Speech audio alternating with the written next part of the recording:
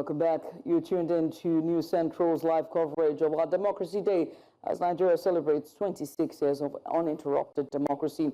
Now, earlier before the break, we had two guests join us virtually. The first is lawyer and policy analyst Eze Onyekpere, and also was Mr. Akin Fatunke. He is a chartered accountant and public affairs analyst. But joining us live here in the studio, as promised, is member of the hashtag End Bad Governance movement, and also an activist and a human rights advocate as well, and that's Taiwo Hassan Soweto. He joins us live in the studio.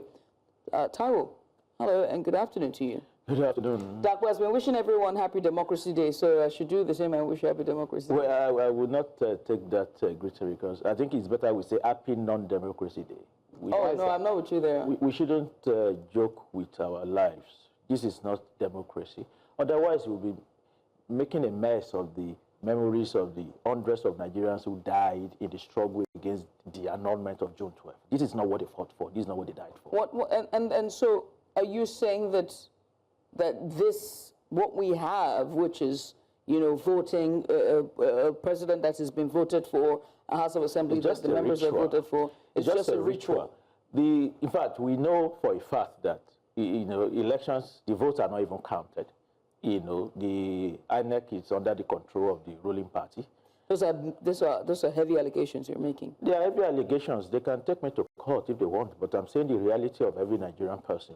We all know that, and that's why in the last election, you know, Nigeria witnessed some of the worst abstention, because many people knows that the votes are not counted. It is the people who are in power who determines who comes to power next, and that is the ruling party. If I was to go ahead, Dapo. I mean, just to, you know, sort of fast forward. Today, we know that there are reports of a planned protest. We know it did hold. For instance, in Lagos, our correspondent in Abuja said it was meant to hold, but, you know, for some reason, it did not hold. You said before we came on air that you are coming out of the protest ground. Yes. So, I mean, if I'm to ask you directly, what exactly are your demands? We are demanding that all of the anti-poor economic policies, the IMF, World Bank policies, that have thrown Nigerians into a state of hunger and hardship over the past 2 years, they should be reversed. Because what Nigerians have experienced in the last 2 years is actually devastation of their entire lives. And together with that, we have also seen complete erosion of democratic rights. Right now, there's no freedom of speech, neither is there any freedom of assembly.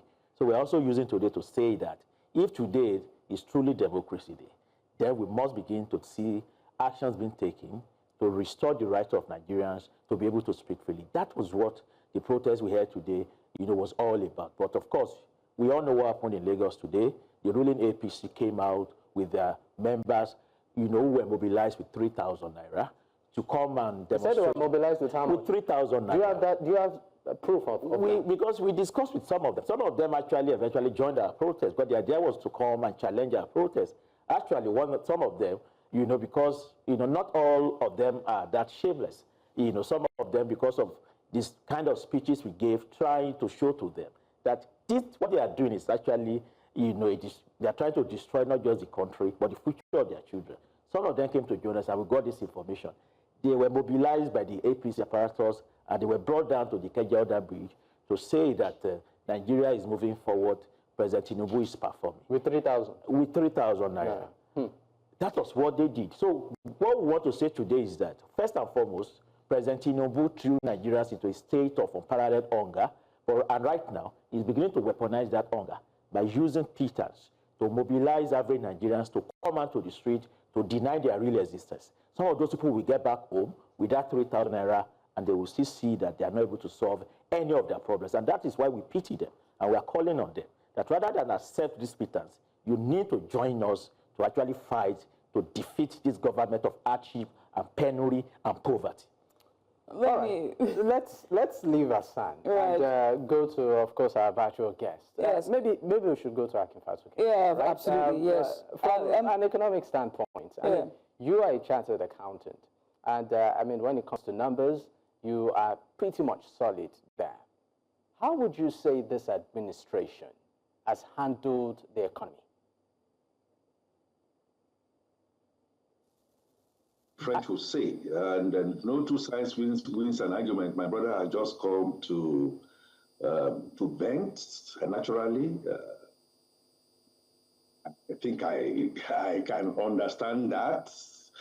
On democracy, he went out there. Yes, he said they were infiltrated, but part of the gains of democracy, which you cannot take off right from the time of NSAS and bad governance, is the right of people to come out and vent. It's absolute.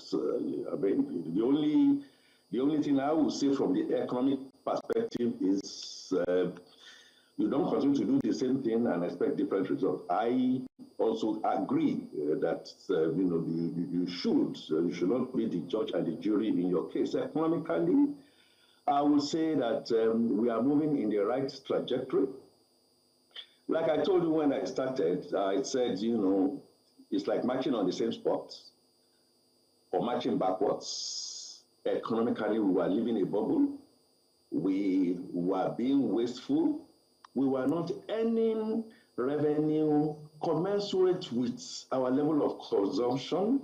And then looking at our population, everything was going galloping. And so this president, one of the boldest things that I think he did was, one, to say no more fuel subsidies. Having been in the oil and gas industry is something that we have been preaching at, that we've been saying that we need to look at critically. The method and the mode of how that should be done, again, is the politics. And then the dual exchange rates, which was a big bubble. We were living a lie, and things were going into, just call it, we were sinking. He held that and said, look, can we begin to try our best to look for a realistic exchange rate, while then trying to inject into producing more, and then not being the Father Christmas that smugglers will be taking our future and the future of our children. And part of that was to now then get a lot of funds to the states governors. So the protests should be all-encompassing. Do you know who your state governor is? Do you know who your local government person is? This president decided boldly, more than any other president, living or dead, decided that, look, can we begin to find a way to tinker and bring governance to the grassroots? All right. One of the things he did, the local government, and then, of course, a few things, since he came on, people tout it, and I think I agree, ASU has not been on strike, at least attempts to give loans to the people that need it, even though corruption will still dovetail into it. Like I said, have full bottle. We are not yet there, but it's absolutely not half empty. My opinion. Thank you. All right. Mr. Fatunke, I would like to stick with you, right? Because you just talked about social programs that, this administration is doing, and one of them is the small business loans plus the education loans. But as we use the term loan, let's also look at the loans that this administration is looking to take, right? And they are all being touted as loans that will be channeled to women's empowerment, social programs, and the likes. Our democracy, whether it's from 1999 or the year prior or the democracy's prior, has been saddled with these loans. One administration after the other would always have to, inherit the loans and repay them, but still deep back and take more loans. And somehow those social programs that you say are available are far and in between, or better yet, it's not reached out to the grassroots. What then would be your advice regarding these loans? Should the government cease from loans first and then be more transparent as to how the loans that they had taken earlier is being, processed and initiated, as opposed to taking more loans and they are not a transparency or line itemed, list on how these loans are taken and where they're being channeled to? So let's untangle what you have said, because what you have said is putting dodo fry pan on fire, and also element of truth in what you are saying. So we have been taking loans. Apart from the Obasanjo regime that was able to repay the loans that we took, and then we now climb it on top of additional loans. What this present regime has done, and which should be given a lot of credit, is they repaid substantial part of this loan. There is no economy, there is no, it's not about taking the loan. It's the efficiency and what you apply the loan to go into. My dear brother out there, also with the labor unions, you know that the labor was in comatose about minimum wage. And what we were doing before then was printing money. But we now then decided that, look, let's get more money, let's stop some of the bleeding, and in cleaning those loans, you won't say because we have cleaned those loans, you won't take some other loans. We became loan collection worthy. That is a major achievement. The airlines were going to shut on us, we are going to become a pariah kind of situation. So it's not taking the loans, but when you take the loans, yes, like rightly, what do we begin? Are we loan collection worthy, or are we having strings attached with these people who are giving us the loans? Whether it's Japan, whether it's China, whether it's America, when we continue to take these loans, the strings start to get attached, and we can't cut those strings, and the status of the relationship start to change or metamorphose. I mean, Mr. Eze, you can also chime in, if you have any insight to this. It's a little bit unfortunate, some of the things I'm hearing, that what was proposed, you see, we must have history at the back of our mind when we are discussing Nigeria. You recall that the Jonathan administration wanted to stop a little part of this fuel subsidy. And the man who we are touting as very brave today led the campaign against the removal of that subsidy. And then he's coming back after 10 years to say we should clap for him for doing that. Well, from my perspective, I support the removal of fuel subsidy.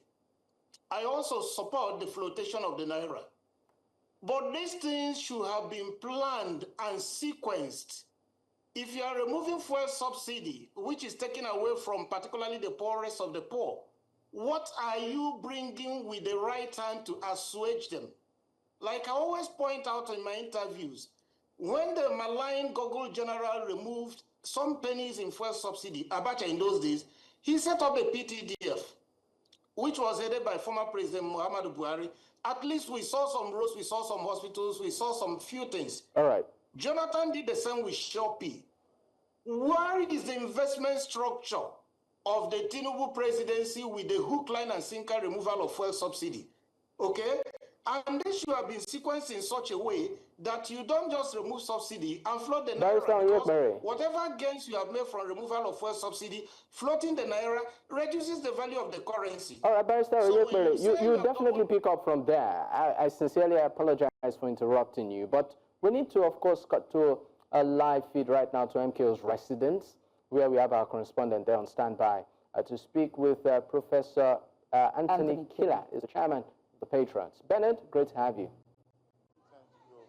Thank you so much. Yes, we have Professor Anthony Killer here. As we say, if Mohammed doesn't go to the mountain will go to Mohammed. In this case, we've been trying to reach Professor Killer, and we're very fortunate to meet him here. Professor Killer, thank you so much for joining us. Well, thank you for having me. I haven't been moving up and down. We've had a colloquium in the morning, and we've come to pay the traditional tribute at the graveside of MK Abiola, which is something we do to recognize martyrdom and to recognize the sacrifices of the past. I mean, the earlier part of the day was a colloquium that is meant to project for the future. And what we are doing now is a recognition of the past. Okay, very quickly, Professor Killer, I've seen a number of dignitaries who came here to lay a wreath at the grave of the final resting place, if you like, of of the late Chief MKO Abiola and his wife Kudirat Abiola. Who made up? Who were the persons that made up this group, if you can remember, and what exactly were some of their, would I say, prayers? Well, this program in particular is by the June 12 organization and with the Patriots. As you know, the Patriots this year is working towards the actualization of the People's Democratic Constitution. So what we've done this year, we've always done every year, we recognize June 12 and we try to link it to a theme. The theme this year is the Democratic Constitution. Thank you, Professor Killer. Also, we were hearing some people say that rather than just declare today, June 12th, Democracy Day, somebody did mention that the president should declare it MKO Abiola Day. What's your take on that? Well, I think, there's no reason why he should not do that. I mean, June 12th itself stands for something. Calling it MKO Abiola Day is like saying Martin Luther King Day. My view is that it's very important that we do two things. Number one is to recognize that this Fourth Republic is a... Number two is to then be able to recognize that we must be able to dissemble and differentiate between institution building and governance of the day. I believe that the institution building is bigger than governance of the day. Well, the governance of the day is what we feel every day, but it's the institution that allows us to be able to build good governance. So to that extent, I think, for example, if I were president of Nigeria, what I would do today is, instead of talking about my performance or my administration, I'll invite all opposition leaders together. And together we'll stand and say, we're happy that we're in a democratic country and we commit to defending our democracy. So to that extent, it's not too much. Nothing is too much. As we quickly wrap this up, another of the dignitaries there did say that he would expect that President Bola Ahmed Tinubu declare and bestow upon, or posthumously bestow upon, the late Chief MKO Abiola, every status that a president should receive. What do you think about this? Do you think we should now be calling him late President MKO Abiola? Well, I think we can symbolically, there are some technical things about that, because really he wasn't sworn in. As a student of law, I realize some technicalities about that. But symbolically, I mean, there are some people in this country who never even won an election that are called people's president, I'm senior advocate of the masses. It's good if the government does it, but I have not believed in people. You can do more impact if people actually believe you than using an endorsement. But by all means, I think government should do its bit. And because I'm a fierce critic of former President Muhammadu Buhari, I would always like to remember that he was the one that recognized June 12 as a day. And finally, we know all the characteristics of a mature democracy. We're talking about rule of law, separation of powers, free and fair adult suffrage, freedom of the press, and so forth and so on. Between 1999 and now, can you say that if the late Chief MKO Abiola were to be alive, he will be happy saying that this is a mature democracy like he would have wanted it to be, like he fought for? Well, I think you put a very complex question in a simplistic way. I'm a student of history, so I wouldn't go into people's mind to say they will have done what. We have to see his own concept of democracy as well. There's something, it's a very important way to understand. June 12 is a lot about MKO Abiola, but it goes beyond him. Because there are some people who did not vote for him, but still stand for June 12. So he is the symbol, not the substance of June 12. So I think June 12 itself is a value, and it's important for us as a country to learn to build things beyond cultism of individual personality. You see, what makes a people great is sets of value, not individualizing it. When you individualize it, it's great when it's a good hero that is gone, but there's a risk of individualizing it and following a living individual who might then have his flaws. These are very complex issues, so we have to be careful the way we turn them around. We can measure democracy without linking it to an individual. We can measure democracy and ask ourselves, okay, what is good?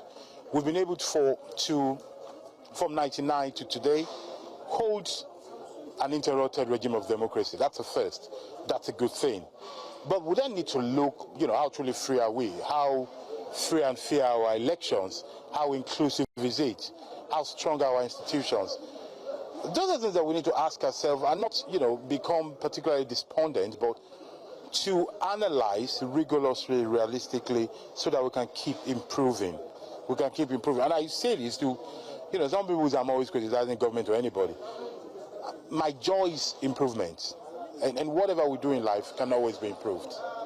Thank you so much, Professor Killer, as always. Thank you so much. Thank you. Dr. Judith, well, you've heard from Professor Killer and from other people who have spoken today. Hopefully when we get back to the studio, I'll intimate you a bit more on what exactly the program has been like here from the residence of the late Chief Moshood Kashimawo Olawale Abiola on Democracy Day. Thank you. Thank you so much. All right, Bernard, thank you so much. We appreciate you. Bernard Akede there from Chief MK Abiola's residence following the commemoration of June 12th and his interview there with Professor Anthony Killer, who is the chairman of the Patriots. We continue back with our discussions here in the studio, or rather virtually. Our guest, Dr. Eze Onyekpere, is a lawyer and policy analyst. Mr. Eze, you, as you were submitting that and just saying that there are measures, economic measures that you support of this administration, you also did watch Professor Killer there with our lead correspondent, Bernard Akede. What's your take on that? And also, if you can finish your submission from earlier. Yes, the submission is that the process or the activities and outputs should not be confused with the results. The ultimate aim of economic policy should be about improving the human condition, the welfare of the people, creating more jobs, economic growth, having more access to electricity, having improvements in education and healthcare. So I cannot be talking about boldness when the results so far have put us in the reverse gear. That 10 years ago, somebody who had 10 million naira had the equivalent of $50,000. And today, if you have doubled that money to 20,000 naira, 20 million naira, all you have probably will not be more than $12,000. So there is no boldness and progress in a backward step. So what I'm saying in essence is that democracy should be judged by critical pillars. One, did the votes count? If we are convinced that the votes count, pretty good. Two, do we have more freedom of speech today? Do we, have more right to assemble without anybody looking over our shoulders? Can we get into the market and buy more food? Can we simply earn a living wage from the minimum wage and use it to go into the market and make sure that we feed our children, clothe them, pay their school fees, and then be able to take care of their medical expenses? So in a nutshell, what we have are what looks like good policies, but very poorly implemented and not well thought out, and also not carrying people along in the design of policy. Because if you carry people along, you are going to get more information and knowledge from them so that every policy will be fine-tuned and not simply celebrating what the World Bank or IMF has said. Any country the IMF and World Bank is celebrating most times are the countries on the brink of collapse. They don't celebrate even the Americans and the British government who are like taking care of their citizens. So that's my contribution. Barrister Onyekpere, maybe I should just speak up on that last statement you made and bring it to the studio, to Soweto. I mean, you said that any country that World Bank and IMF celebrates on the brink of collapse. Soweto, I mean, you've had what Professor Killer did say and co-discussants. What's your take? Well, I mean, where I would like to start from is when the professors talked about the need for us to be aware of history when we are trying to measure the performance of a government. I'm a young person, but I do know that when you talk about what the President Tinubu administration has been doing economically, in a way as to give the impression that it's doing something so novel, that is in a way ahistorical, because in the real sense of the word, every of the economic program that this regime has implemented over the past 2 years is in a way a repetition of the structural adjustment program that the Babangida administration implemented a few decades ago. And it was the same reason, more or less, that led Babangida to push forward that program, to say that the Nigerian economy could not survive unless, they have those policies implemented. And that was equally also tied to the need, to control Nigeria's, public spending and the galloping inflation, as well as the burgeoning public debt. So that at the end of the day, when you look at 30 years ago or thereabout, and now, different government, you then see the same economic program and economic policies. And that is why I think that, what we should be talking about really at this stage in the life of the nation is whether, we can actually make progress as a nation when we continue to iterate the same economic program and then we're expecting progress. Over the past 6 decades, it is the same program that has been implemented by almost every regime. It is the intensity of those programs that is different. When you look at what the Abasoja administration did, in a way, Abasoja administration laid the foundation for the kind of steps that the Tinubu administration is taking today. Because under the Obasanjo administration, it went after all of the public enterprises and sold them at rock bottom prices. And the whole agenda is not to develop the national economy, rather is to make African economy to become very open to what they call foreign investment, which in the real sense of the word is foreign profit maximization. And that's why I completely agree that when the IMF is celebrating any country, it is only because that country is on the path to destruction. I think what we need to be discussing today, it's not about the boldness of this or that policy. It is the fact that if the same policies have been implemented for over 6 decades, and the Nigerian people continue to wallow in a state of hopelessness and penury, should we begin to think about a new direction? And that is why, for me, I think that what we should be talking, therefore, is the need to pack away these IMF World Bank capitalist economic policies. In fact, the system of capitalism cannot work for Nigeria. So in a nutshell, what system? We need a socialist program. Okay. When it comes to the question of subsidy, those of us who have been protesting over the past 2 years against subsidy removal, we do not mean that we want that very corrupt program to continue. But what we say is that you can't remove something that keeps the life of the people a little bit tolerable without replacing it with something. The subsidy removal that President Tinubu did is like what Wike is doing in Abuja and what the governor of Lagos is doing, where you demolish people's slum housing because it is not good enough, but you provide nothing to replace it. To remove fuel subsidy, the first step you need to take is to make the refineries, public refineries, to work. But to tell you that everything is about profit maximization, instead of making our public refineries work, they gave Dangote all of the support to build some of the biggest petrochemical and oil refinery company here in Lagos State. But what is the result of that? Fuel price has not been able to go back to what it was 2 years ago. And I can tell you, I mean, we have an economist in the house. I'm not an economist, so I can't even say that I know this. But you can't look, if you look at the history of Nigeria and the price movement, I can tell you that for the next 10 years, if you look at the price movement of fuel price will never go below the 700 naira mark or 800 naira. I mean, and that is because the Dangote refinery is not operating for the purpose of the public good. It is on the basis, it's for the purpose of, one, ensuring that Dangote pays back his loan. Obviously, he borrowed a lot of money to build a refinery.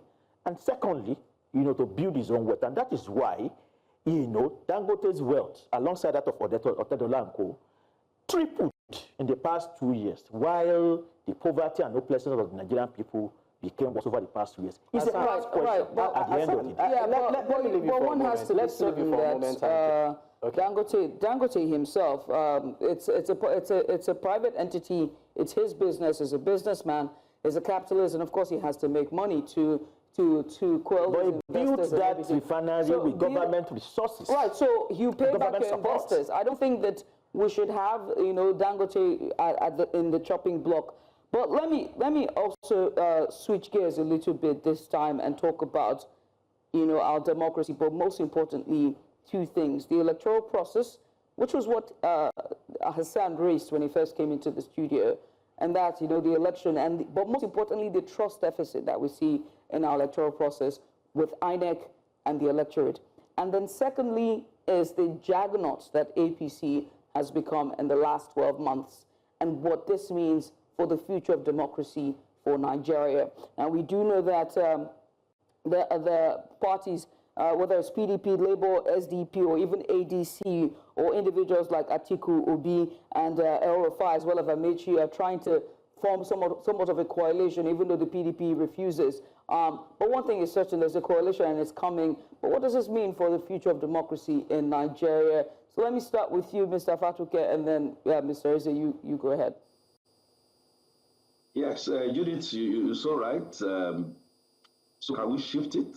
Political economy, whether you shift it, whether you go to security, whether you go to education, whether you go to Japa, whatever it is, I have just one word. In economics, no two sides look the same, but I'll just drop two indices. My friends on this panel have actually said we are doing the same thing, we are going back to where we are and all that. I agree, up to a point. Take our internal affairs that is being managed under this present government, where you can go and collect your passports. Have we ever had it as that good? Take also the issue surrounding IMF, because time will not permit me, on this. IMF, foreign, there and there. Even America goes to IMF.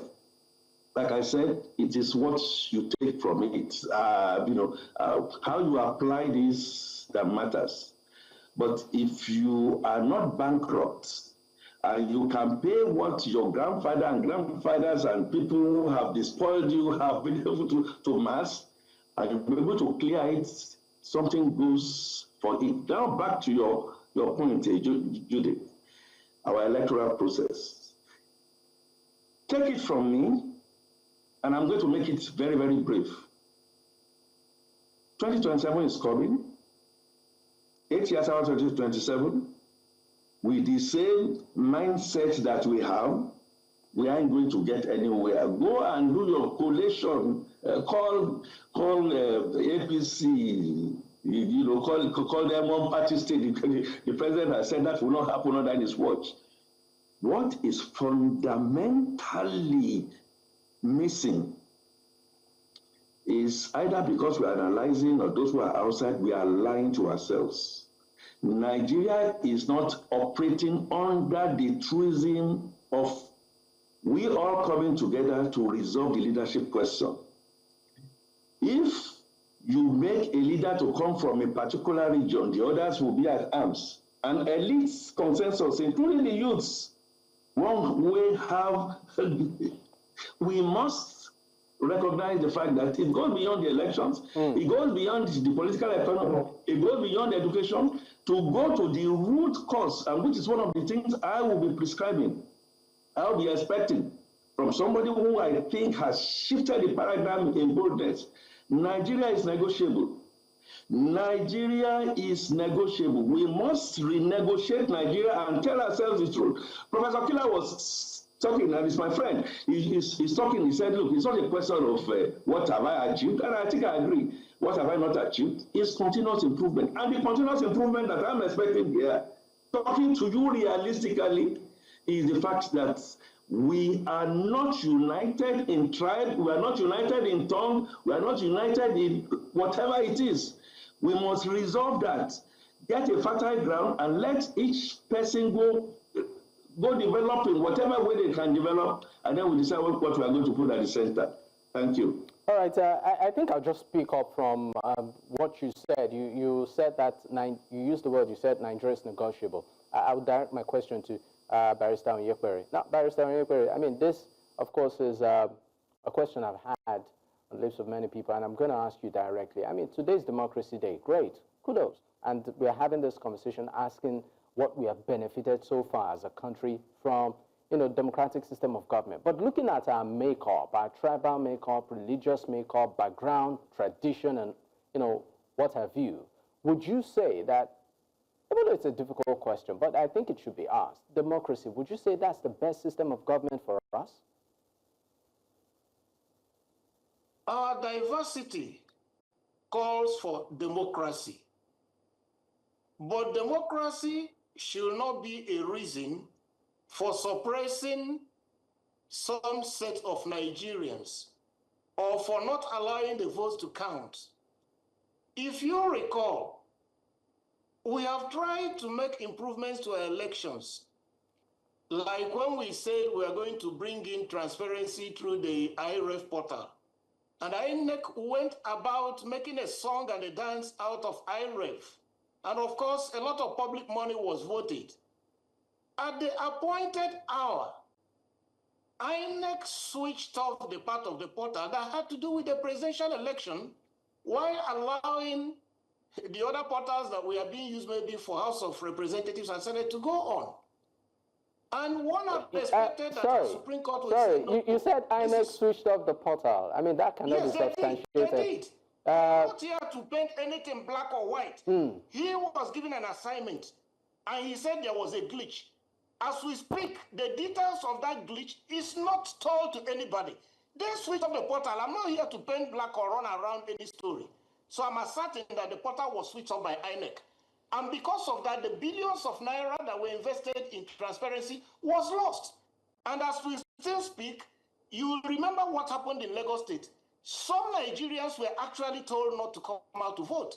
And the few that dared to disobey what happened, we are beaten up and molested.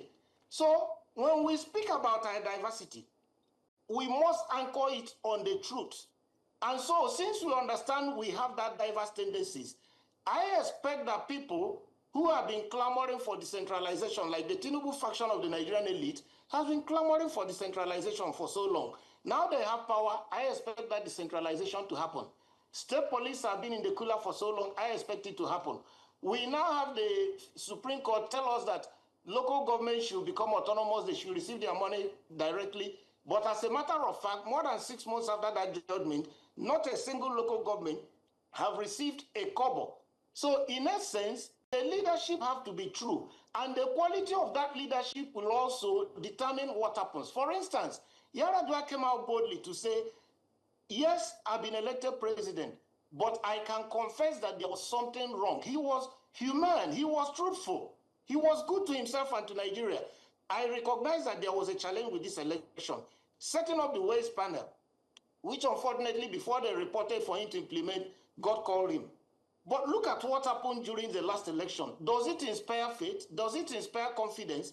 And when you have the kind of judiciary that simply affirms the status quo, all the judiciary wants to do is to affirm the status quo. They are not interested in arriving at the truth. For instance, the judiciary has consistently misdirected itself about their role in election dispute adjudication.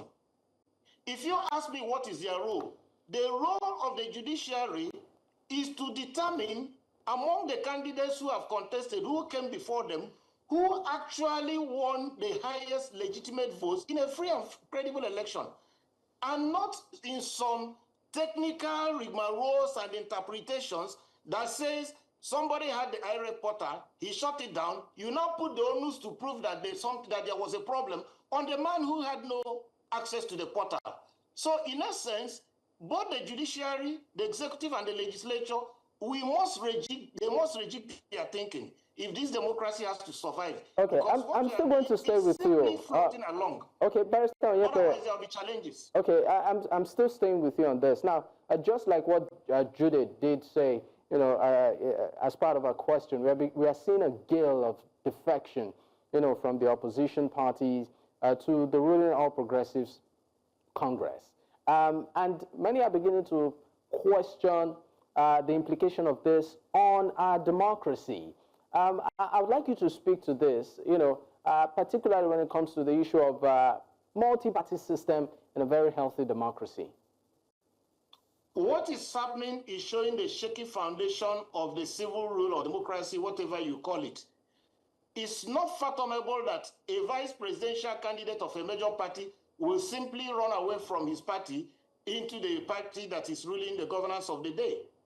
Maybe he said it's not what happened. He was invited by the EFCC to explain some things, and some weeks thereafter, he went into the other party. Now, that will show you that those people who are calling themselves leaders, governors, top politicians who claim that they are with the people, they are not with the people. Because if they were to take a poll or plebiscite on whether they had the support of their so-called people to move in, like what happened in Delta State, you will see it's a huge joke. How can you win an election and under 2 years, you collapse your party machinery into the machinery of the party you just beat, as happened in Delta State? What is happening in Akwa Ibom State that the governor is moving? So these things are personal interests and lack of principle among the elite. The only challenge I will give is that could Mr. President and authorities and INEC please conduct a free and fair election and let us see if these people actually have the popular mandate of the people. And then in a democracy, you must also talk about legitimacy. You see, the idea of law is what we criticize the military government about, because they could make a law to say a man is a woman. If you refuse, they jail you. Law should not simply be seen as pure mechanics. Law should serve the ends of society. Like in an election, law must make sure a winner that emerges is somebody who actually won the votes, is somebody who has credibility. For instance, look at what happened at the last election, presidential election. A man came out to say, I attended a school which was not even opened by the time he claimed to graduate it. It was raised at the Supreme Court, and people said, it does not matter. You do not know who are the parents of your president. You do not know what school he attended to. Even the degrees, everything is shrouded in mystery. And you tell me that that will build confidence. No, we must move away from this kind of idea that simply because you have power and authority, you now oppress everybody. Nigeria will not progress until we tell ourselves the truth and until people who are leading have credibility and are believable. You can't tell me to make sacrifices as a leader. Like my colleague who is there in the studio told you, I was in the university during the SAP days, okay? So all those things Babangida gave as reason to introduce SAP are what we are discussing now 37 years after I became a lawyer. Okay. So listening to those things and you are rejigging them 37 years doesn't imbue any confidence. Yes, I may have said, I believe we should have done this, but not the way it is being done. Right. It should have been done in a much more humane way, and there must have been strategies to make sure the livelihoods of the poor are not adversely affected. All right, Barrister Onyekpere, let's leave you for a moment. Let's bring you to the studio, to, of course, Taiwo Hassan. Taiwo, that brings me to the conversation as regards young persons being involved in nation building and politics. I mean, aside being an activist, you're a young person. I mean, there have been this clamor that young persons should be given leadership responsibility, even at the national level. Under this administration, we can see quite a number of them, right, in the Tinubu cabinet. But as a young person, would you confidently identify and say, you know what, I'm proud of the young people under this cabinet. They represent me. Or do you think young persons, you know, as advocated by some people, are the solutions to Nigeria's problem when it comes to leadership? Most of the young people in this administration are worse than even the older generation. And you will see, as they continue to grow in leadership positions, that they are even a threat to the further existence of this country. See, let us be clear. The solution to this country's problem is not gendered. Neither is it about age. It is about economic and political program that can meet the aspiration and the dreams of the people. Whether that is delivered by a 90-year-old man or a 35-year-old man would not matter. It is a question of the ideology and program. Those you have in power today, look at the National Assembly.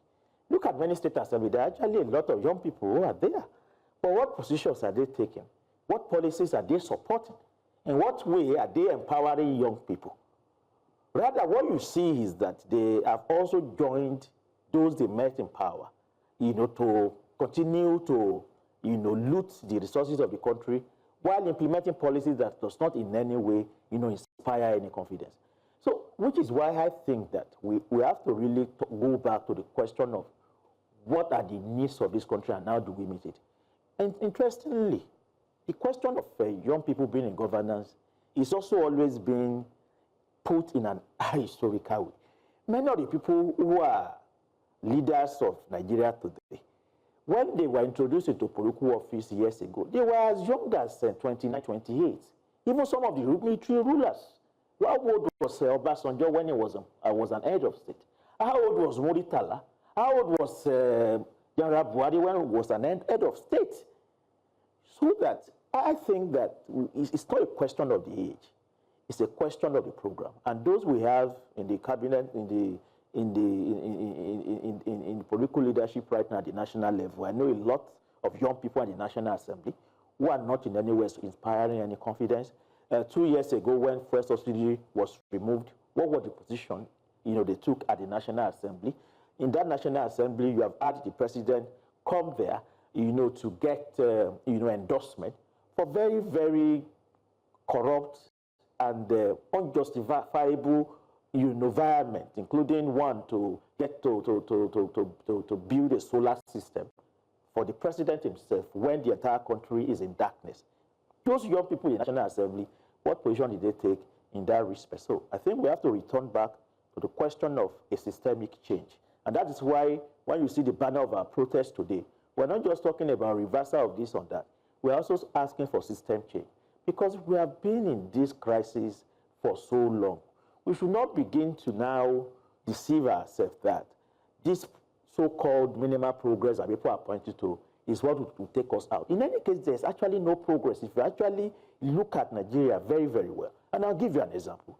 The current minimum wage of 70,000 naira has the same dollar value as the minimum wage of 125 naira in 1980. So what that means is that Nigerian workers are poorer right now than they were, over 40 years ago. That is what it means. It means that if an average worker in 1980 could feed his kids, take them, pay for their education, and build a small house, the current generation of Nigerian workers are likely going to be tenants for their entire life because of the collapse of income. That is not progress. I want to ask a direct question, Hassan. I mean, do you think, and this is just based on observation, do you think Nigerians still have confidence in protest? Well, I wouldn't say people don't have confidence in protest, but what I think is happening is that people need results, and they are not saying it. Why is that? And it's basically because, one, you have a government that has become completely impervious and insensitive to the needs of the people. In the past, when there's a protest like this, you see the government at least trying to do the least possible to sort of try and assuage, the situation. But last year, look at the enormous protests that unfolded across the country. And the government did not in any way address any of the concerns. In fact, immediately after our protest in August, that was when the government endorsed another increment in electricity tariff. So, in a way, people feel that they need result and they are not getting it. So there's a level of hopelessness. Then, at the same time, you also have a certain regression within the society movement and the trade union movement. I mean, when was the last time you heard the NS and TUC talking about going on strike, despite the unfolding tragic reality in the country? So, and then you also have the disunity that exists. We are not able to build a strong pan-Nigerian movement that can actually put forward a serious resistance. When you are talking about June 12th today, we are also celebrating the resilience of activists, socialists in the mid-90s who built strong mass organizations. Many organizations that you hear today, like the CDHR and co, were built in that period of military rule. Organizations that were rooted in communities, rooted on campuses, rooted in the workplaces, and rooted in the countryside. We don't have that right now. We're quite weak. So that is also why struggle does not appear to be having the result it should have. So, which means we have a lot of work to do. We need to rebuild the trade unions and ensure that we have a leadership that is prepared to fight. Then in the civil society movement, we also need to build strong organizations that are united, that are rooted, and can actually carry out a serious struggle. That is a lesson for us that we are drawing for ourselves and that we must address as part of the pathway towards liberating this country. Because let me tell you, nobody should be deceived. No member of the ruling elite will save this country. So far, the same members of the ruling elite, no matter what political party or name, are the ones that are going to come to power. Nigeria's problem will continue. It is only the movement or the mass of the people that can transform and change this country. All right. Let me come to you, Mr. Akin Fatunke, and just to the same line of dissent. All right. I think I'll let Dakwe, you have. Hello? Okay, Mr. Akin Fatunke, just... I didn't hear you did. Okay. No, Dakwe is going to go ahead. Okay, so just if you can respond in 30 seconds, right?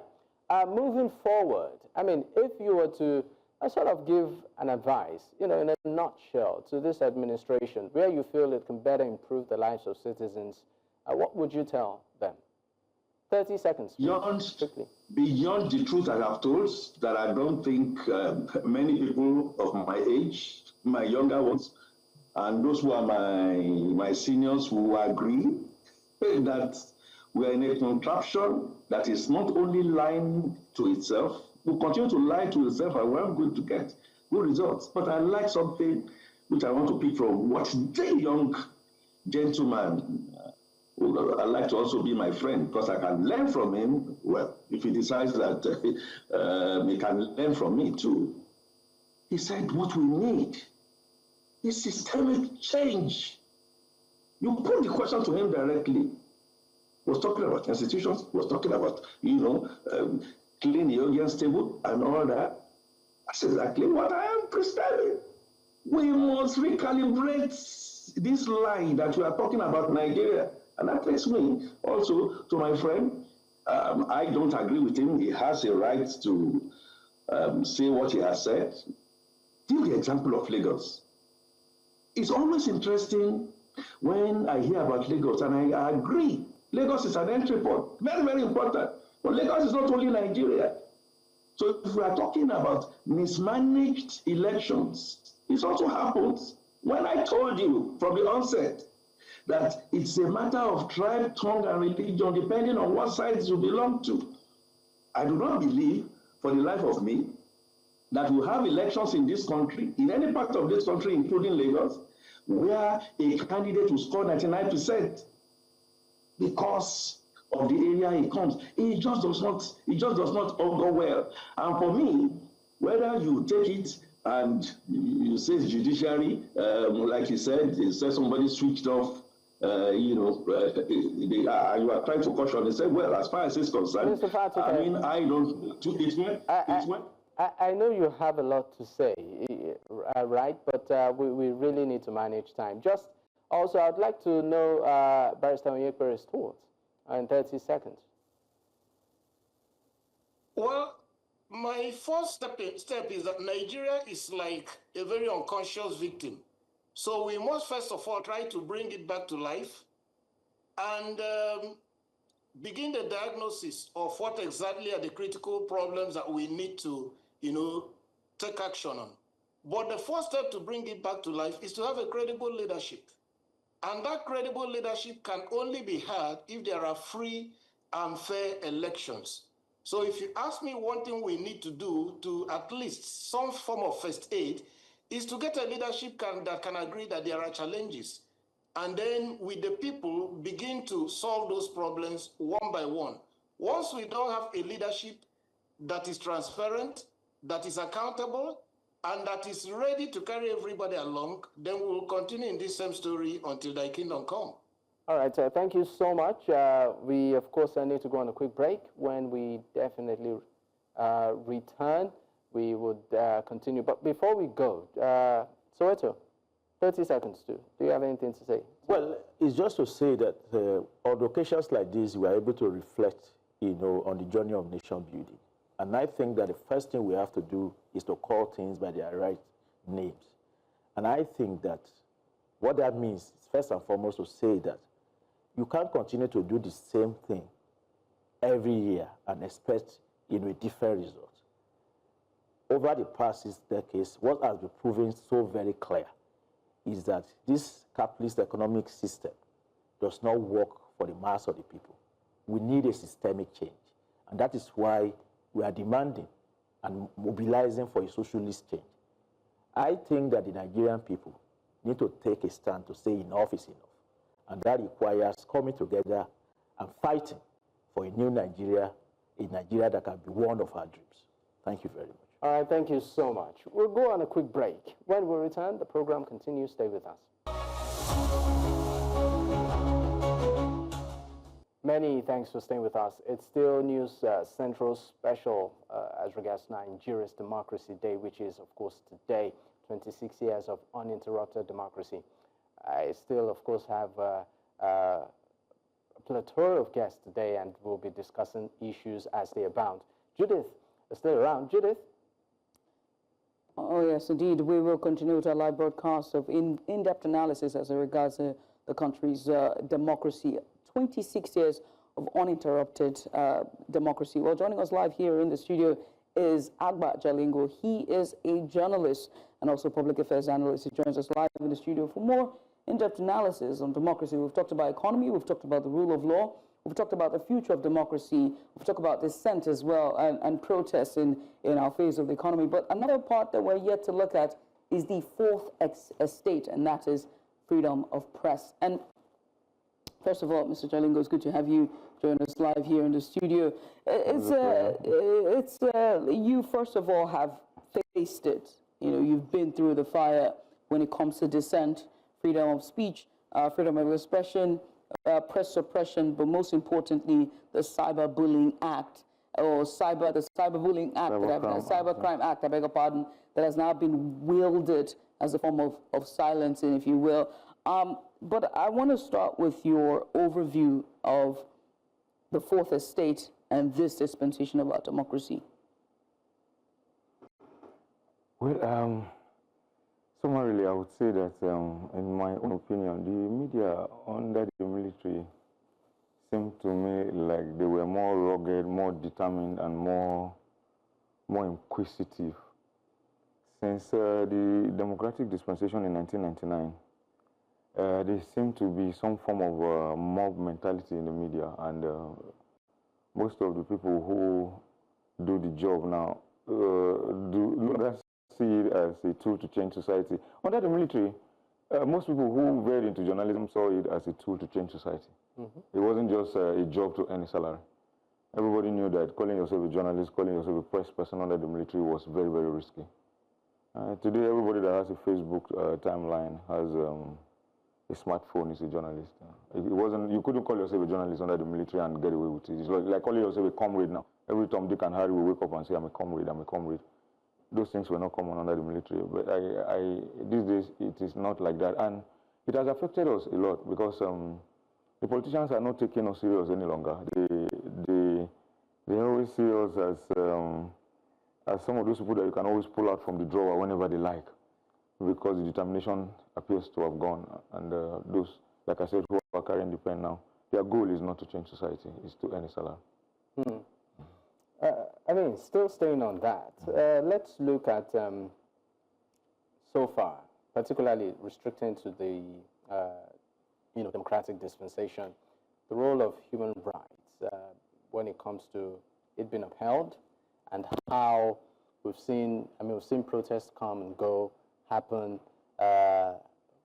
Just within, I think about in the past 8 years, we've seen major protests happen within Nigeria alone. How would you say this? Would you say this is sort of urging us towards progress to achieving that society that is beneficial for everyone? Not much has changed, because and sometimes I even feel that it's a waste of time. It's worse. No. Okay. In terms of opening up the democratic space, because these politicians every day are shutting down and closing up the space every day by day, and making sure that, particularly under this administration, I can say it very boldly that they are nearing criminalizing the right to protest in Nigeria. They don't want people to come out. Yes, they're nearing criminalizing the right to protest in Nigeria. Every day we go out to protest. I can't even count the number of times I've been arrested and dragged into a Black Maria for just going out to carry a placard. I can't remember. But in this same country, things that cannot happen under the military. We have seen gang lords, people who kill members of the military, kill naval personnel. They carry guns in the open and do open parades, and nobody goes to challenge them. But once we carry placards, they come after us, they beat us up, they tear gas us, bundle us, and put us in black marias and take us to detention centers. But like I said, I'm on air. I don't want to mention names. We have videos that we see online. War gang lords who kill naval personnel every week, kill military personnel every week. They carry guns and do open parades. Some of them are even escorted by security agencies, by the police and by the DSS. Gang lords? Yes, in this country. I'm tempted to call names, but I will not. They escort them, and nobody arrests them. As a matter of fact, they are promoting them to chieftaincy positions in this country and giving them thrones. We have several of them across the country. They are collecting awards all over the country. But those of us who carry placards, we appear to be more, we are scaring the establishment more than those who carry guns. And I'm still wondering why. Because you can't even hurt a fly. I want to ask you, because from your submission, it's very clear that you believe that this current administration is intolerant to dissent completely. Very, very intolerant. And that intolerance to dissent is what has now made critics raise the alarm as we're seeing the mass defections from both the green and red chambers, whether state and local. And during his address to the National Assembly, he said this, the presidency said this, and I'm going to quote him here. "At this point, I plead for your indulgence so that I may put a terrible rumor to bed. To those who ring the alarm that the APC is intent on a one-party state, I offer you a most personal promise. While your alarm may be a result of your panic, it rings in error. At no time in the past, nor any instance in the present, and at no future juncture, shall I view the notion of a one-party state as good for Nigeria. I have never attempted to alter any political party registration with INEC. Equally, my friends, we cannot blame anybody seeking to bail out of a sinking ship, even without a life jacket. Look at my history, my political history. I would be the last person to advocate for such a scheme," end quote. Is this lip service? It's actually lip service. Let me say something on air. I was General Secretary of June 12 Coalition, headed by Beko Ransom Kuti for 6 years. The ex-while governor, chairman of Amuwa Dofin local government, Ayo Adewale, handed over to me as the Secretary General of June 12 Coalition. And Tinubu, he wasn't president then. I will say it on air, he's the person that was funding the June 12 Coalition. There was, in the past 13 or 14 years, there was no June 12 morning that met me in my house. Before 9 o'clock, I am either carrying a placard on the road, or I'm in one symposium, or wanting every June 12. And we were funded by Bola Ahmed Tinubu. I had always thought that he was a Democrat. We did protest, we did everything, and they were guiding us from behind. And I can't imagine that this same man has become president of Nigeria. And they are moving armor tanks to come and arrest us. As at the last count, we have over 200 protesters in jail under Tinubu. 200? Over 200. Over 200? Yes. You have this? From NSAS to the good governance protests to all the protests that our organization in particular, Take It Back, has been urging Nigerians to come outside to protest. We have more than 200 protesters who are still being locked up under Tinubu. The space is shrinking every other week under a president that was funding protests while he was not in government. I mean, he alluded to that and said that. Are they talking about one-party system? 2003. Yes. He was an example of how to hold on to one party when he was governor under AD. The only governor in Nigeria that was under AD. But today, he's clamping everybody back into his party. Everybody is moving towards his direction, towards the direction of power. He's not interested in allowing opposition in Nigeria. I think that the president, okay, look at what happened yesterday. The International Conference Center in Abuja that was built by Babangida is the 7th national monument in only 2 years that he has named after himself.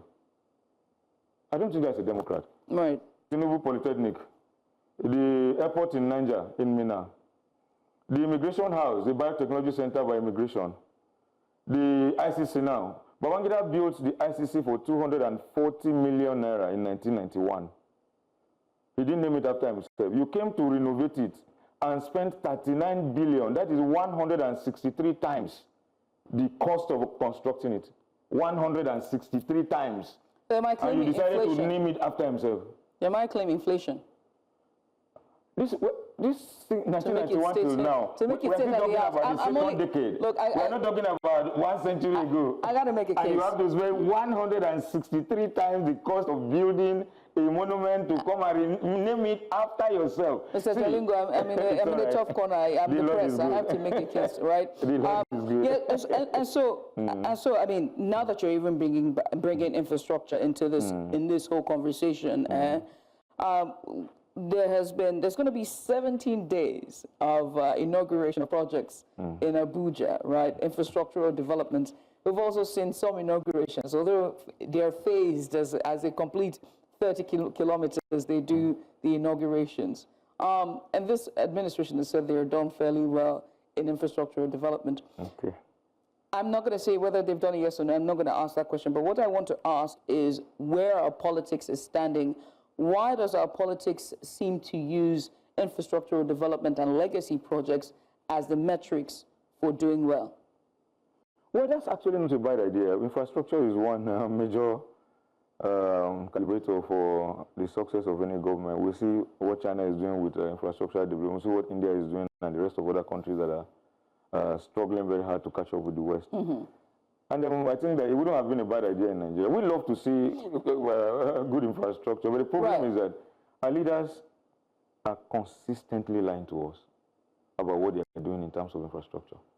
Every year, they tell us they are doing these things and they keep lying. As I'm talking to you now, I got into the studio late because I'm coming from the coastal road. I went there today, came back with a lot of videos. We went there with our drone. We have done a lot of videos from there because I needed to go there myself too. I'm excited about the road, particularly because it says it's going to terminate in my state capital. I would love to put my vehicle on the road and get to Calabar in 4 hours from Lagos. It will be a brilliant thing for me. And this project has been on the table for 25 years. And different governments have been coming to lie to us consistently. Every time they want to do campaigns, this government is preparing for 2027 campaign.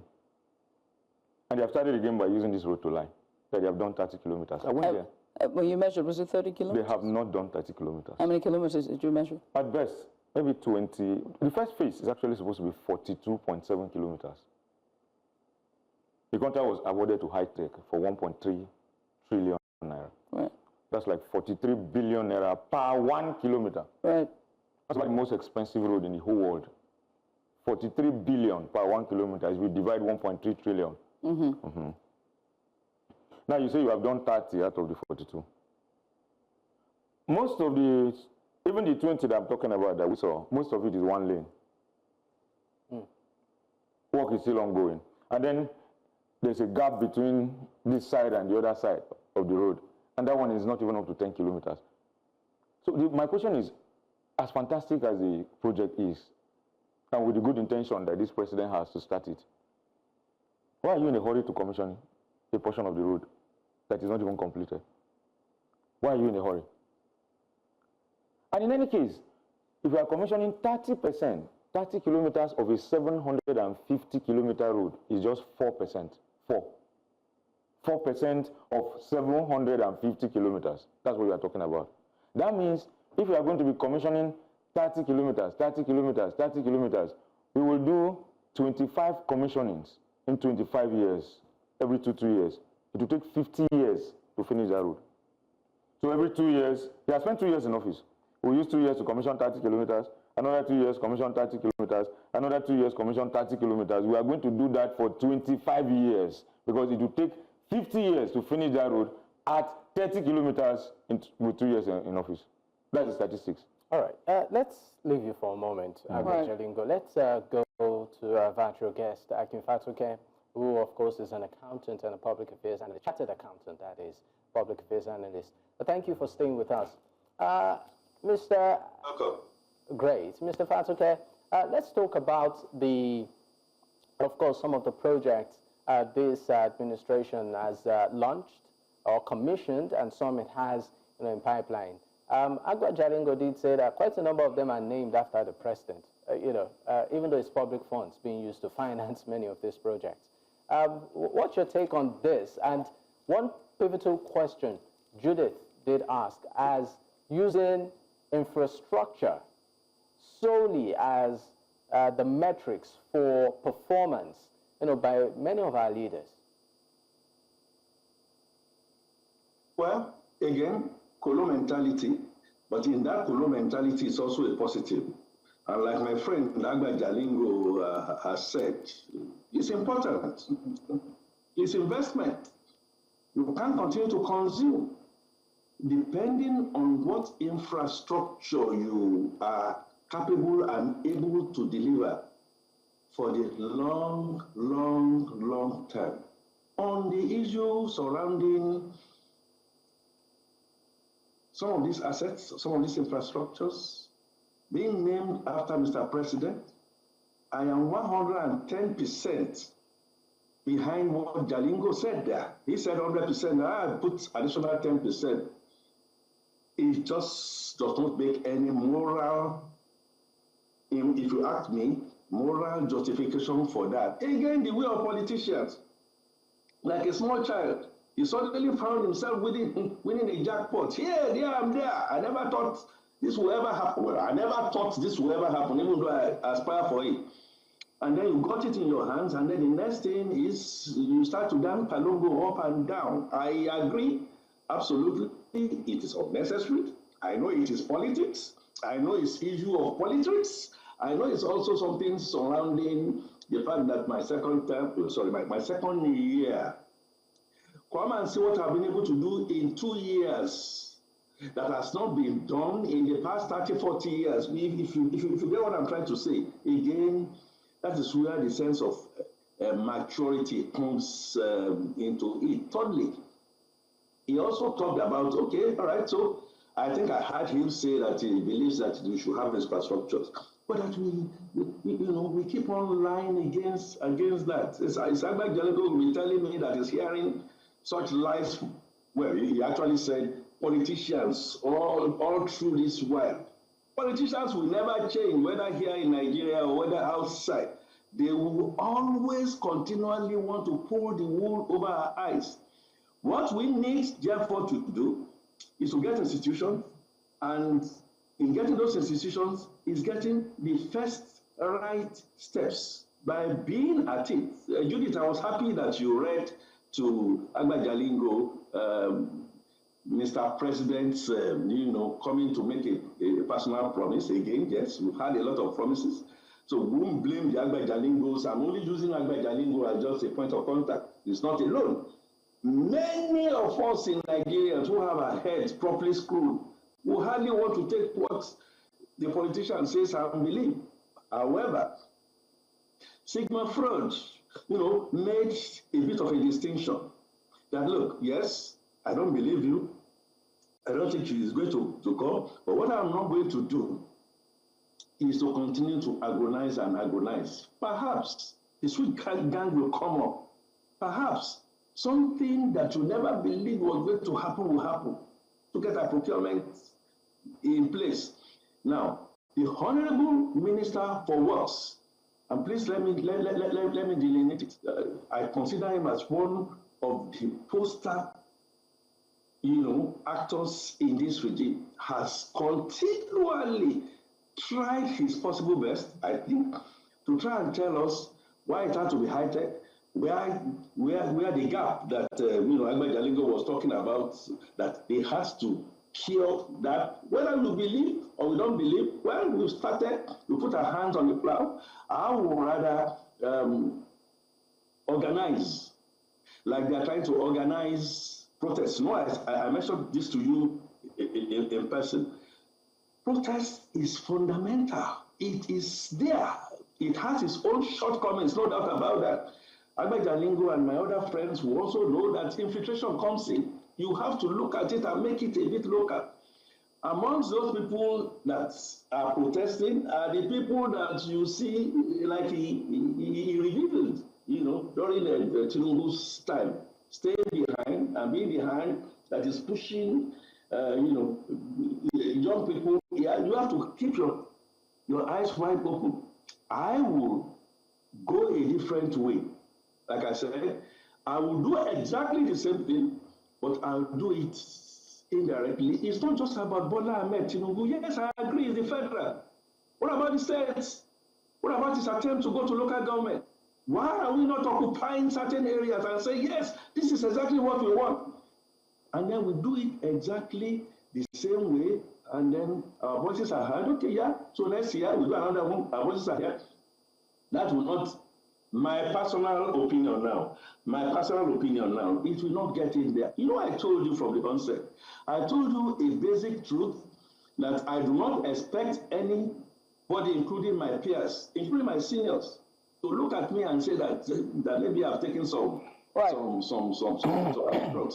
And that is the fact that the leadership question, do election in Nigeria for the next 20, 40 years under the same different tribes, different tongues, young ones to take it from the old ones don't know how to put it, will continue to end in the same trial.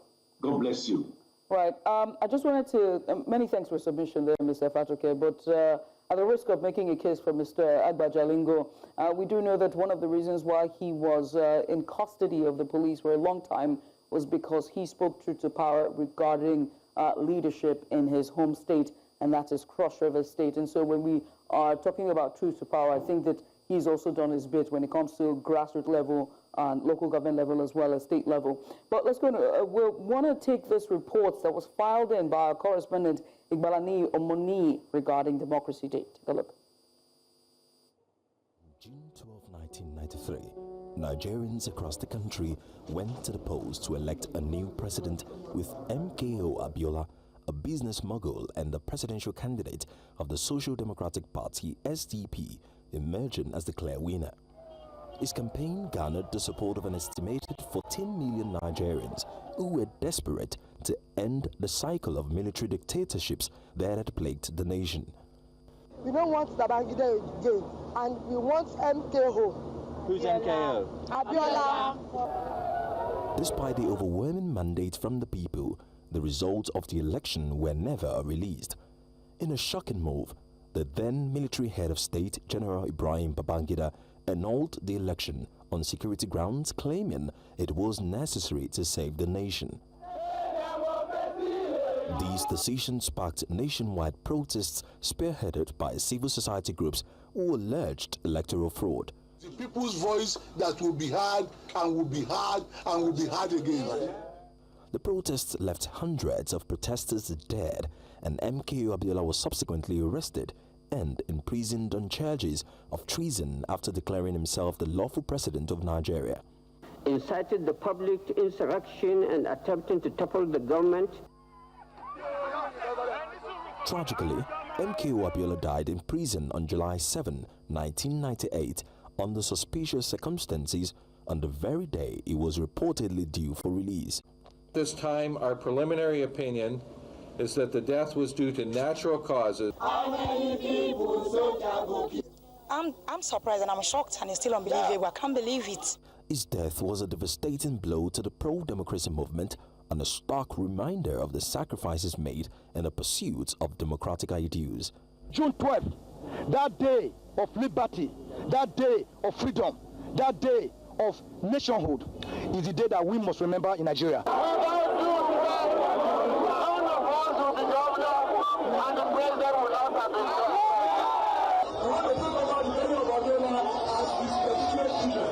In recognition of MKO Abiola's role and the significance of the June 12, 1993 election, former President Muhammadu Buhari declared June 12 as Nigeria's new Democracy Day in 2018. Additionally, Abiola was posthumously awarded the Grand Commander of the Federal Republic, GCFR, Nigeria's highest national honor. While the annulment of the June 12 election remains a controversial and painful chapter in Nigeria's history, with recent memoirs reigniting criticism of the role played by key figures like Babangida, the day serves as a reminder of the sacrifices made for democracy and the ongoing struggle for accountability and transparent governance. It is virtually impossible today, the way Nigeria is configured. You can see that even President Bola Tinubu, who fought Babangida, who fought Abacha, who were together in exile for 3 years in London. He couldn't spit fire the way we used to spit fire in those days. And anybody who knows our country very well, we know that calling for the prosecution of either Gawan or Babangida or any of the principal actors is just an exercise in futility.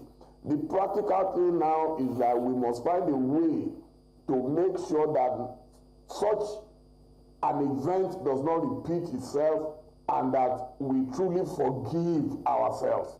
Every year, activists and pro-democracy advocates use June 12 as a platform to press for greater accountability. The June 12, 1993 presidential election is still viewed by many Nigerians as the freest and fairest in the nation's history, a testament to the enduring power of the people's will. In Lagos 4 News Central, Igbalani Omoni. Many thanks, Igbalani Omoni, there for that report. Just really chronicling the history of Democracy Day. Most importantly, that date, June 12th, and what it means for Nigerians. Our guest today is Agba Jalingo, is a journalist and public affairs analyst. He's live with us here in the studio. And also virtually is, of course, Mr. Akin Fatunke. Hopefully I got that correctly. He is a chartered accountant and public affairs analyst. Gentlemen, thanks so much for your patience and just being here. Before I pass the baton on to Dakpo, let me come to you, Mr. Jalingo. You are wearing a hat, a yellow hat, that is very... It's actually an orange. An orange. Is it orange? Sorry, I'm blind. Forgive me. My sight is partial at this point. Yeah. But I do have to ask you, right? Another person who's also the convener of that movement is none other than the former presidential candidate for 2023, and that is Mr. Moyele Sowore. And he is also beginning to face issues because of his comments about the head of police, the police boss, plus the fact that he's also been very vocal about his dissent for this current administration. So it begs to ask the question about this government's intolerance to dissent, but most importantly, the importance of dissent and democracy, and why we're seeing this high-level intolerance that we're seeing in this dispensation. You see, without any intention to sound cocky, I would say that there are some of us that have made up our minds that we will resist this system, regardless of the challenges. So where he's doing it all over the place. He has trained us as well. We are joining him to do it. But I've also decided to zero in my energy into my state, which incidentally we are also from. Cross River State. The funny thing is, my dad sent me a message and said, it's from a place I've been, and I just turned, so I turned my phone upside down. I said, this man should not be from Cross River State. So I made up my mind that, okay, if I don't have the energy to change Nigeria, I should be able to hold the leaders of Cross River State in their balls and force them. It's a decision. It comes with a lot of consequences. Right. And this government in particular, we thought that the ground would be soft for us under this government. Giving their... Because these are people that we have seen as part of our community. We have always been talking about how to open up the democratic space in Nigeria. But every day I wake up every morning, they are appearing increasingly very, very dictatorial, even worse than the military. See, today when I was coming, let me tell you, I experienced the wickedness of the military government under General Abacha. So I would never ever in my life wish for a military government in Nigeria. But you see, deep inside my heart, I know that we had more infrastructure that was built in Nigeria under the military than these criminals who call themselves politicians in 1999. They have not been able to do any iconic project. If you go to Abuja, all manner of abandoned projects. In fact, the former ruling party collected over 16 billion naira from Nigerians that they wanted to build their political party. Till today, they squandered the money. They did not build the party until we had to go and seal where they are renting for not paying ground rent. I think they are still renting. I don't know whether they now own the property. So they could not build a secretariat for themselves after 16 years of ruling Nigeria. And then these people have taken over. It's still the same story. They are not interested in building this country. And see, I'm saying it not just as a journalist. And some people who have decided to constitute themselves to gatekeepers of journalism in Nigeria who keep saying that ABCD was not trained as a journalist, regardless of the impact they're making. Because I know some of our colleagues who sit down on these seats that you are sitting. Because they are making impact, there's another clique of colleagues who are beefing them and saying that they were not trained as journalists, so because of that. And I dare to say that some of the most effective media organizations in Nigeria are the ones manned by people who were not trained as journalists. And the most ineffective and inefficient ones in Nigeria are the ones manned by those who were trained as journalists. Because they do not see the job as a tool to change society. They see it as a tool to earn a living. And the earlier these people realize it, the better for us. That this job that we are sitting down here to do is a tool in our hand to change our society. And if we don't start doing it, look at the way they are picking us one after the other every day. All right, they don't want us to talk. I know that the ball is in your court at this point, right? But I just want to, I mean, we've had these conversations time and time again as regards press. And let me just say this, and to make, again, I hate to make a case, right? I've worked in both sides of this corridor, of this spectrum, if you will. A part where they would ask you to be in the middle, and another part that would say, I need you to speak for the people, right? And so it's like, how do you balance it? How do you stay true to the profession and what the profession means? And how do you also balance it as well in terms of, speaking truth to power? Because there's a part that there's a time that you blur the lines, and it now starts to become personal as opposed to sticking to the rules of the profession, if that makes any sense. I mean, it's now becoming a journalist roundtable, so to speak. But you get what I'm saying, Dakbo? Yeah, I think. Okay. Yeah. So, but maybe you want to. Yes. I want to say something. See, I think we cannot continue to stick to this textbook journalism. I call some of our colleagues classroom journalism. Journalists, sorry, just forgive me, classroom journalists. What the 5 E's, or what do we call them? The 5 D's, the 5 D's, the W's, D's, the vowels of that. We want to stick by those things. What impact have you made in the society? We have gone beyond that level of journalism to advocacy journalism. I cannot, for instance, if I've done my investigation and I found out in my state that a certain government official is collecting government revenue through a personal account, what should I wait to confirm if I'm convinced that my evidence is correct? I put it out there. You have your sources. Your sources, Nko. Which sources? I found my sources. I need to protect them. I don't need to tell you, but I have the bank documents. I have all the requirements, and I don't need, because most times I've noticed that in Nigeria, trying to confirm your story is a negotiation to water down what you want to write. Oh, bros, you know that, me and you have a relationship over the years. We do this, we do that, we do that. And then when you are doing your report, you start choosing your words. You start minding your language because you don't want to offend that person. As far as, like I say, I and several others have moved beyond. The journalist is a human being. I cannot go personal. The journalist is a human being. You cannot tell me that because I trained as a journalist, I do not have an opinion. We have long gone beyond that. If you see contemporary journalism, journalists must have the courage to take a position. If there is genocide or what is going on, for instance, in Gaza, you should be able to take a stand. I wish you could read this. Take a stand. Neutrality is evil, as a matter of fact. The good thing is, in journalism, News Central is, part of our core values is being fearless and bold, and I think we've been able to establish that over the years. But let's bring it to activism right now. Right. Maybe I should leave you to catch a breath and go to Mr.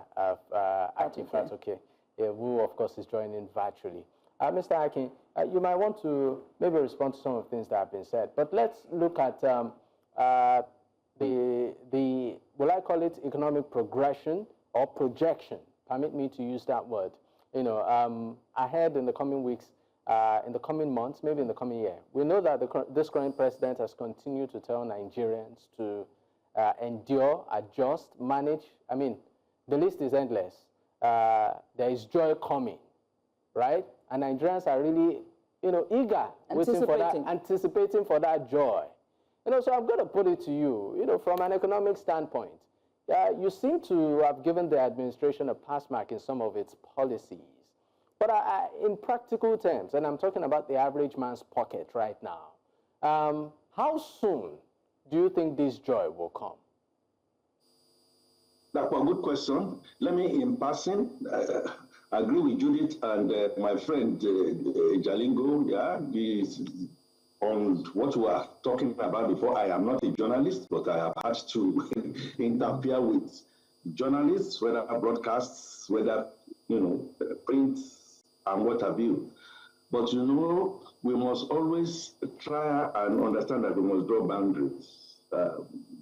I know back when I was much younger, a lady who was a nurse, she was virtually like the doctor.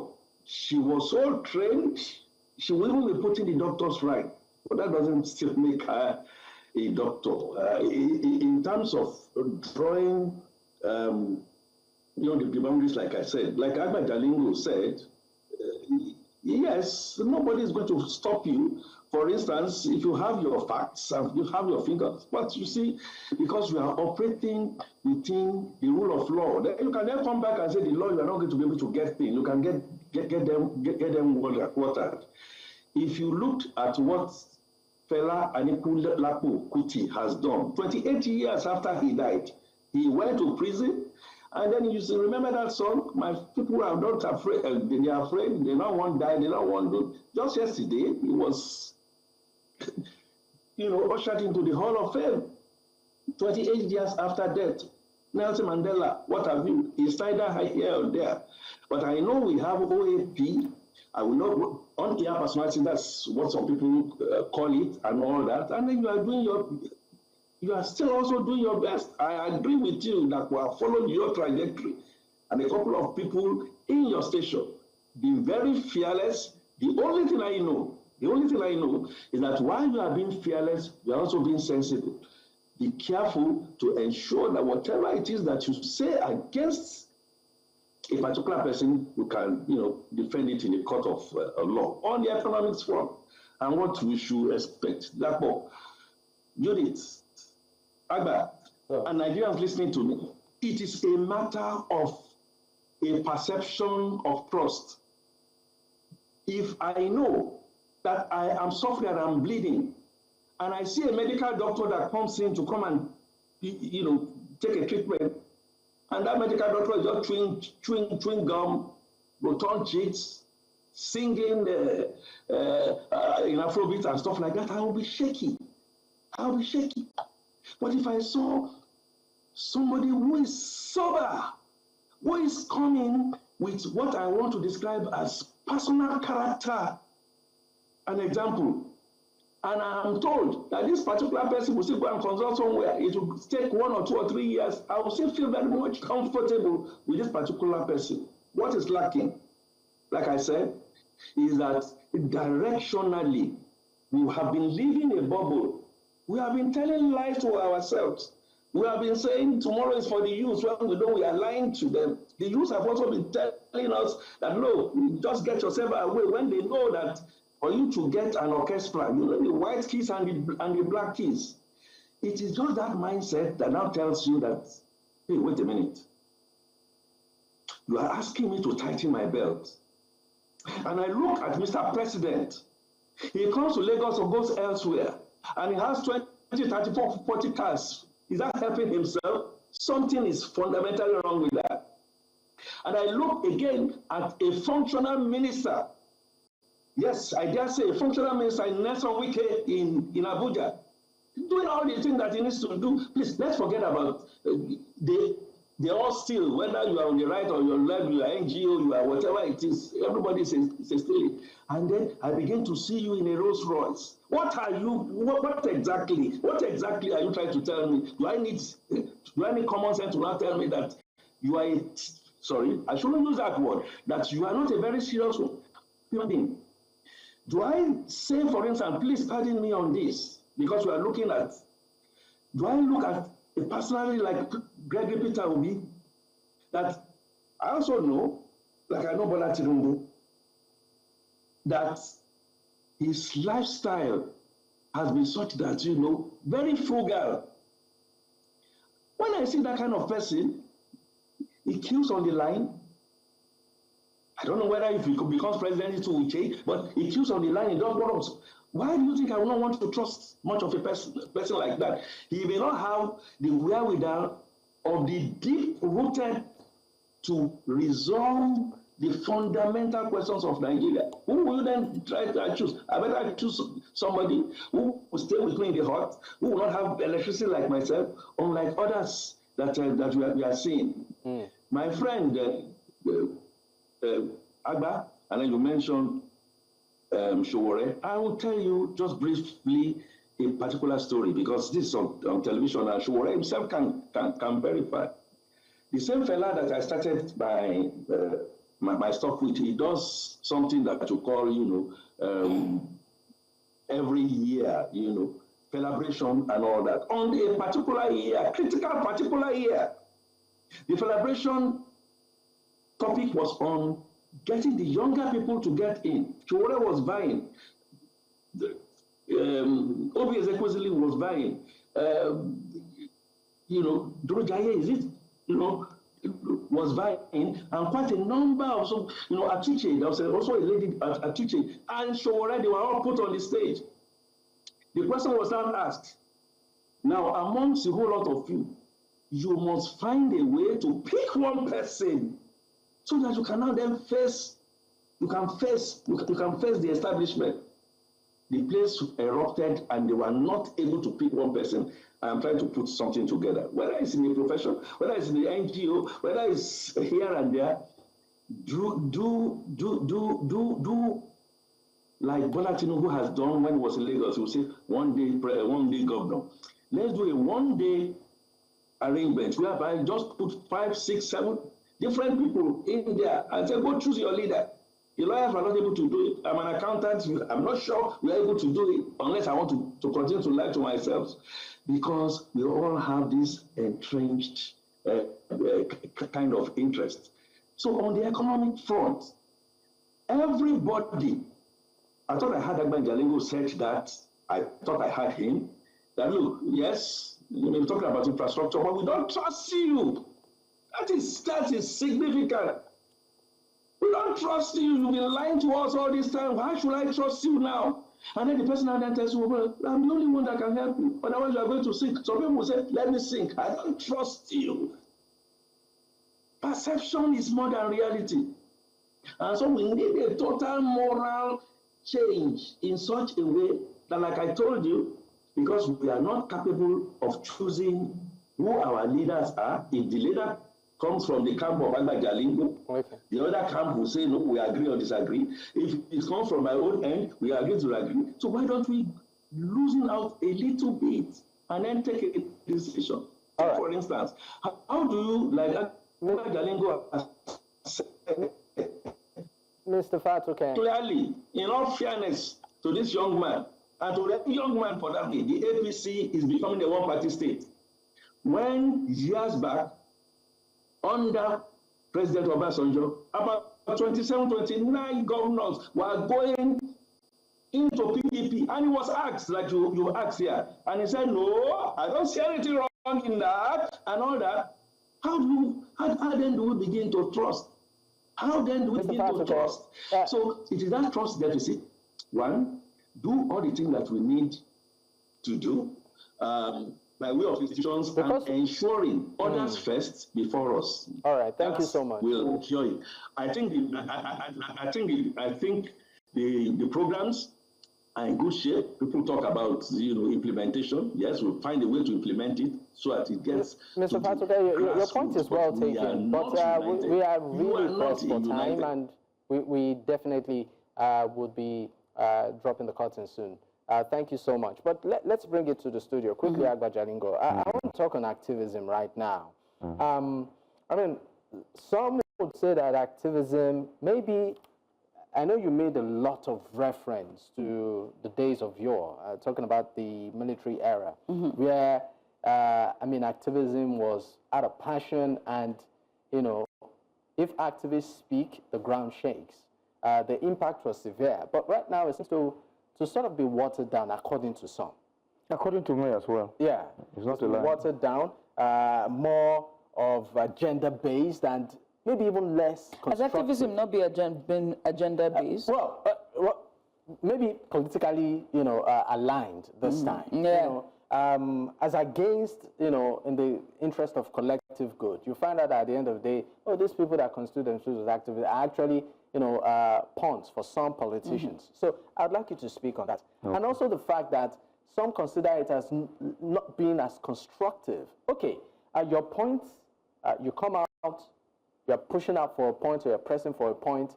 It's not pretty much, coherent or even as constructive as to being towards developmental purpose. Some people just say, these people coming out to make noise. So, I mean, what's your reaction to insinuations like that? The southwestern part of Nigeria has been the major leader in the activism consciousness in Nigeria. They have been at the front line. Even before I was born, they have been at the front line of leading rebellions, as it were, and advocacy in Nigeria. And for a very long time, they have sustained this, not just with their presence, but also with their resources. And in the past, to the best of my knowledge, in the past 20 years, this has been funded and even populated by governors of the Southwest and people around here who see the need for change in Nigeria. And once Tinubu became president, more than 90% of the active people in the civil society government, in the civil society sector, were sucked into the government. I can say that confidently. Even some of our traditional organizations that used to be at the forefront of these struggles, all their leaders were co-opted by this government in the name of, we are comrades, we have been together, it's time for us to go and build and all of that. At the point, I was also tempted to see it from that light, before we realized that it's actually a waste of time. So it is not a lie. The society has been terribly weakened, very, very terribly weakened, because the people weakening the community now were formerly insiders. Some of the big names in this government, and like I said, I don't want to mention people's names, but almost all the big names in this government are people that we have sat down in the same conference room. They gave us tires to go and burn at night. They funded us. They gave us monies. So would you now say that? And they have come back to weaken the community very terribly, so that they can also use their own turn too to rest and to share the national cake. So they are very comfortable. They know where to strike to destroy these structures. Anytime we organize protests, they are the ones that fight us. They know who to call to demobilize us, because they have been around for a long time as well. So it is not a lie. But talking about consistency, I think that activists are some of the most intelligent people in Nigeria. They are ideologues, Marxists. The number of books that we had to read, I'm not talking about the present-day activists.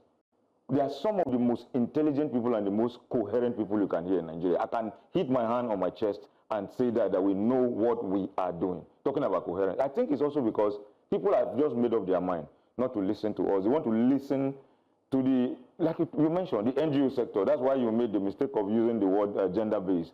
The NGO sector, the West want to do their espionage, modern espionage, by funding in different NGOs in Africa. So they are giving money, and people are pandering towards that kind of activism, the briefcase activism, because of grants.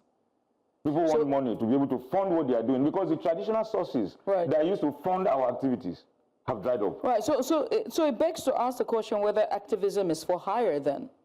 No. Because based on your submission, again, this is just me, playing both sides here. Based on your submission, you said that there are persons who are now in power who funded those activism and that protest years back, and now they have turned the tide, they've gone 180 and they've changed. We also just said there's also the boardroom activism that you see where they go to international bodies. And so it begs to ask the question whether the protests really are altruistic in nature or whether or not they are hired. There is no protest anywhere in the world where you don't spend money, and somebody has to put the money down. So it's hired? No, you're not being hired. There's a collective goal. Okay, we're angry in our community that there is no light. We need to go and ask NEPA why they haven't given us light. So the persons who are funding we're not being hired. So if there's a certain level, I mean, if you say that even if it's community crowd, there's got to be someone who's paying more than the rest. I have had to bring out my money, for instance, good where I live, and say, okay, we haven't had light for 1 week. I'm not hiring anybody. I'm saying, hey, community, we need to buy placards, we need to buy our flyers, we need to do some stuff, we need to hire a public address system so we can address the crowd so they won't be violent. I will put down money. We go around asking leaders in the community to bring money down. It's not, nobody's hiring us. Altruistic, but wouldn't it change? Wouldn't, no, I mean, common goal, that's what happened the first time, right? Common goal with those persons who supported the first time, and now they're in politics, and now they have changed. So what is the difference? What makes it, what I have never gone for a political rally all my life. I have never. What's the certainty that... It has to be an egalitarian scheme, something that concerns the general public. And like I said, there is no protest anywhere in the world. Even when Jesus fed 5,000 people to preach to them, he had to give them food. You must spend money. You put money down. Okay.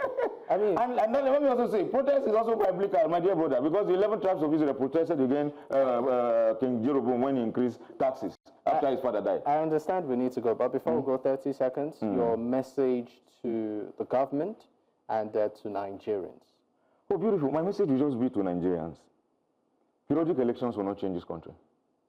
It's a total waste of time. So what would you... I will not advocate for a military government. I don't want it. We need a revolution in Nigeria. And what would that revolution look like? It will not be televised, I don't know. When Nigerians need to get angry. We are pampering our oppressors. We are making excuses for our oppressors.